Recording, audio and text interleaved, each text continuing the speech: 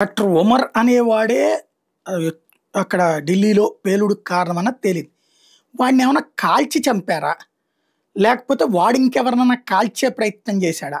ఎందుకంటే ఇప్పుడు అక్కడ దొరికినటువంటిది తుపాకీని కాల్చిన తర్వాత పడుండేటటువంటి ఏవైతే డమ్మీస్ ఉంటాయో అవి కనిపించినాయి.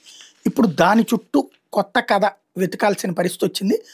3 తుపాకీ తోటాలు స్వాధీనం చేసుకున్నారు. అవి ఎక్కడి నుంచి వచ్చాయన్న దాని మీద దర్యాప్తు చేస్తున్నారు. ఇందులో ఒకటి తోట తొడుగు కార్ట్రిడ్జ్, మరో 2 లైవ్ బుల్లెట్లు. ఇవి 9mm తోటాలు. సైనిక దళాలు లేదా స్పెషలైజ్డ్ యూనిట్లు లేదా ప్రత్యేక అనుమతి కలిగిన వ్యక్తులు మాత్రమే వీటిని ఉపయోగించేందుకు జారీ చేస్తుంటాడు. నెల 10వ తేదీన ఎర్రకోట దగ్గర కారు బాంబు పేలుడు తర్వాత పెద్ద ఎత్తున భద్రతా బలగాలను మోహరించడం. ఈ తోటాలు భద్రతా సిబ్బందికి సంబంధించినవేనా అని తనిఖీ చేస్తే అలాంటిదేం లేదని తేలింది. బాంబు పేలుడుకు ఉపయోగించిన I-20 కారు పక్కనే ఈ తోటాలు లభించినాయి. కానీ అక్కడ తుపాకీ కనిపించలేదు. మొత్తానికి బుల్లెట్లు మిస్టరీని ఛేదించే పనిలో అధికారులు నిమగ్నం అయ్యారు.